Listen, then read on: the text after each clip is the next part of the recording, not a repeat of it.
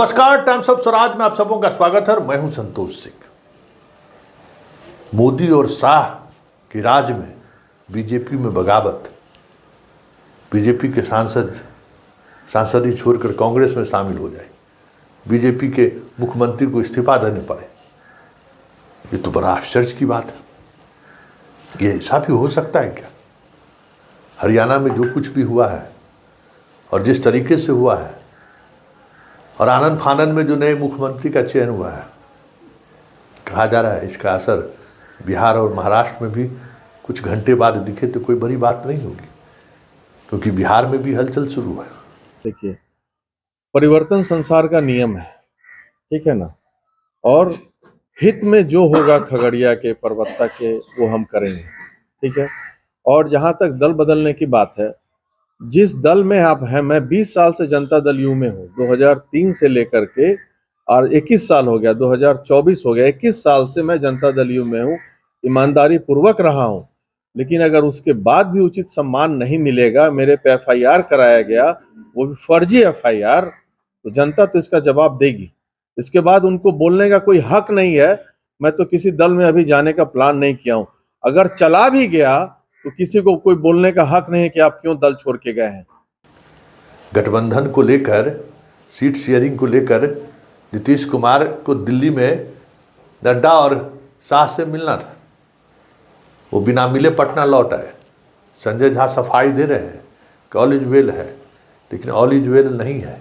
नीतीश का लौटना ही काफ़ी था इस तरीके से, क्योंकि लंदन जाने से पहले या विदेश यात्रा पर स्कॉटलैंड या जहाँ कहीं भी गए हैं, जाने से पहले भी बिहार से एक दिन पहले मोदी की सभा को छोड़कर गए थे, इसलिए कि नड्डा और शाह से उनकी मुलाकात होगी, लेकिन मुलाकात नहीं हुई। फिर लौटे, कहा गया कि आनंद फानंद में यात्रा बीच में ही स्थगित करके लौट रहे हैं, मंत्रिमंडल का विस्तार होगा, वो भी 15 तारीख को, मतलब, और सीट शेयरिंग को लेकर चर्चा होगी, इसलिए वो बीच यात्रा से लौटे। लेकिन दिल्ली पहुँचे, शाह और नड्डा से उनकी मुलाकात नहीं हुई। आज कोई गतिविधि उनकी नहीं रही है। बीजेपी की बैठक भी हो गई, कहा जा रहा है कि बीजेपी बिहार में कितने सीटों पर लड़ेगी उस पर एक तरफा फैसला भी ले लिया है, लेकिन नीतीश उन तमाम चीज़ों पर नज़र बनाए हुए हैं। और कहा जा रहा है कि नीतीश 17 और 16 सीट से कम पर मानने को तैयार नहीं है। चिराग गठबंधन में रहे या जाए, उससे कोई मतलब नहीं है, वो बीजेपी के संभाले उन्हें।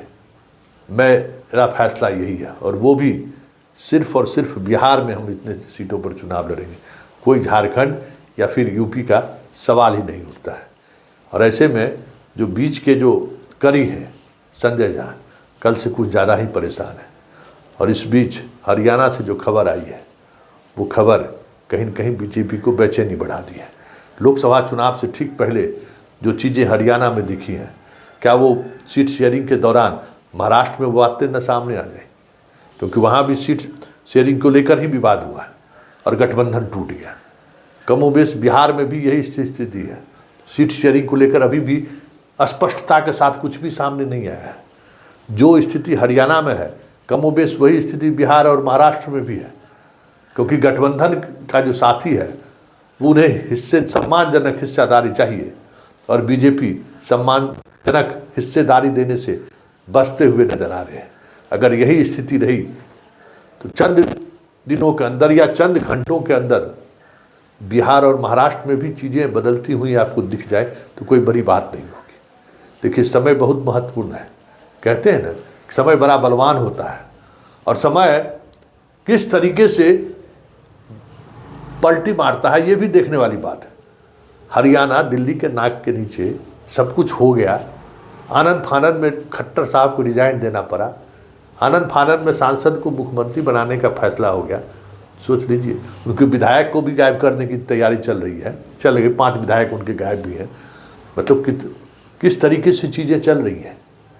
इसलिए 2024 का चुनाव जो जिस तरीके से कहा जा रहा है 400 पार, वो सिर्फ बात हकीकत की होती तो आज ये तनाव नहीं होता, ये चीज़ें नहीं देखती।